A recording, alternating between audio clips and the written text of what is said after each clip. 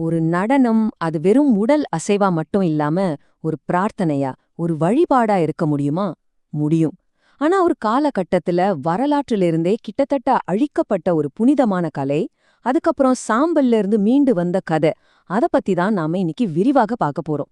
பரதநாட்டியத்தோட பயணத்துக்குள்ள உங்களை வரவேற்கிறேன். இந்து புராணங்களை எடுத்துக்கிட்டா இந்த முழு பிரபஞ்சமே ஒரு காஸ்மிக் டான்ஸோட தாளத்துல தான் இயங்குது. அந்த டான்ஸ ஆடுறது யாருன்னு பாத்தீங்கன்னா அது நம்ம நடராஜர் தான், அதாவது சிவபெருமான். அவரோட ஒவ்வொரு அசைவும் ஒரு படைப்பு செயல். படைத்தல், காத்தல், அழித்தல், மறைத்தல், அருளல்னு சொல்ற 5 தெய்வீக செயல்களோட ஒரு பிரம்மாண்டமான நடனம் இது. பாருங்க, இந்த கேள்விதான் பரதநாட்டியத்தோட இதயமே. இது வெறும் பொழுதுபோக்கு கிடையாது. இது ஒரு ஆழமான ஆன்மீக பயணம். சரி, இதோட வேர்கள் எங்க இருக்கு? அதோட தெய்வீக நோக்கம் என்னன்னு இப்ப பார்க்கலாம். இந்த கலையோட தெய்வீக தோற்றத்தை புரிஞ்சுக்கணும்னா நாம காலத்துல கொஞ்சம் பின்னோக்கி போகணும். கோயில்களோட அந்த புனிதமான சுவர்களுக்குள்ள இந்த நடனம் எப்படி ஒரு வழிபாடா உருவாச்சுன்னு கொஞ்சம் ஆராய்வோம் வாங்க. பரதநாட்டியம் இந்த பேர்லயே அதோட மொத்த சாராம்சமும் அடங்கியிருக்கு. பானா பாவம், அதாவது எமோஷன்ஸ்; ரானா ராகம், அதாவது மெலடி; தானா தாளம், அதாவது ரிதம்; உணர்ச்சி, இசை, தாளம். இந்த மூணோட ஒரு பவர்ஃபுல் காம்பினேஷன் தான் பரதநாட்டியம்.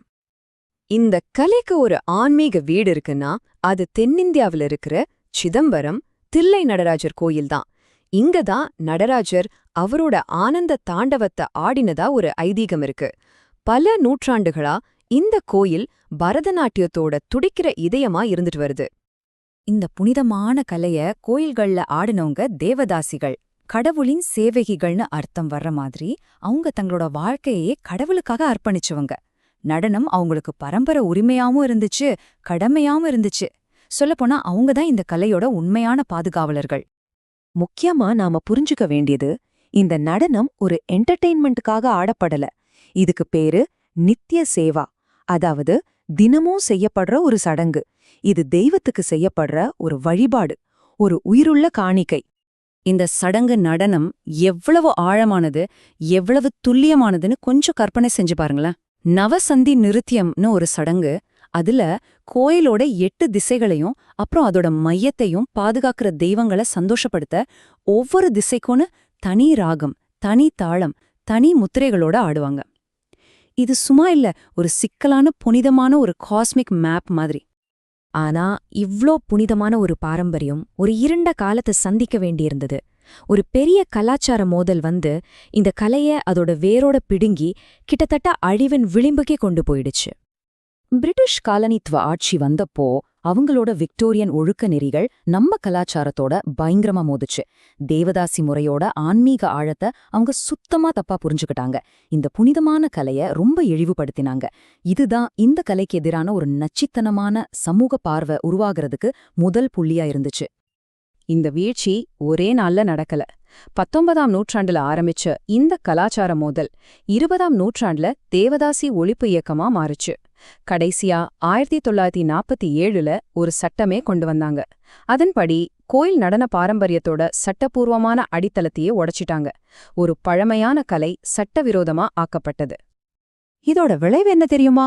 அன்னைக்கு சதீர்னு சொல்லப்பட்ட இந்த நடனம் கோயில்கள்லிருந்தும் சமூகத்திலிருந்தும் ஒதுக்கப்பட்டு கிட்டத்தட்ட அழிஞ்சே போற நிலைமைக்கு தள்ளப்பட்டுச்சு. ஒரு பழம்பெரும் பாரம்பரியம் நம்ம கண் முன்னாடியே மறைஞ்சு போற அபாயத்துல இருந்துச்சு. ஆனா ஒரு ஃபீனிக்ஸ் பறவை சாம்பல்ல இருந்து உயிர் தெழுந்து வர மாதிரி இந்த கலை மீண்டு வரப்போகுதுன்னு அப்போ யாருக்கும் தெரியாது.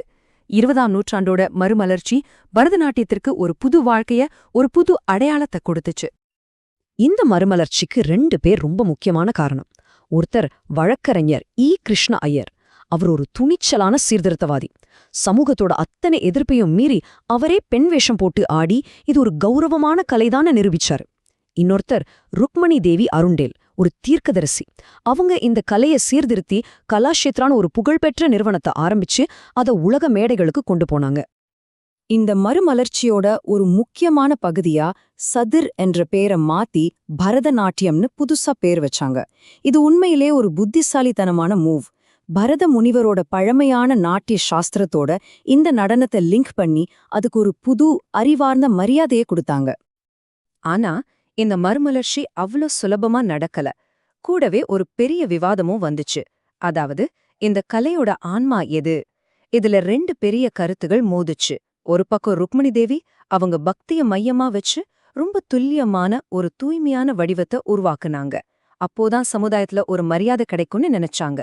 ஆனா இன்னொரு பக்கம் அதே தேவதாசி பரம்பரையிலேருந்து வந்த ஒரு மாபெரும் கலைஞர் டி. பாலசரஸ்வதி அவங்க என்ன சொன்னாங்கன்னா, சிருங்காரம், அதாவது தெய்வீக காதல் தான் பக்தியோட உச்சம், அதுதான் இந்த கலையோட உண்மையான ஆன்மான்னு ரொம்ப உறுதியா வாதிட்டாங்க.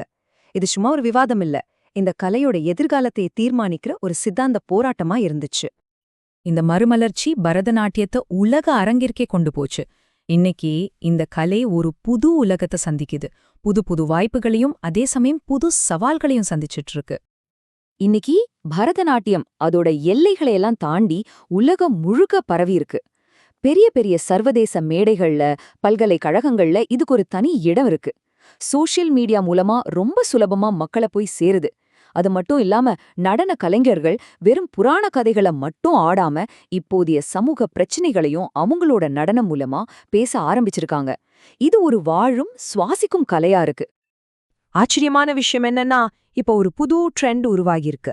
இந்த கலை அதோட வேர்களுக்கு திரும்பி போயிட்டு இருக்கு.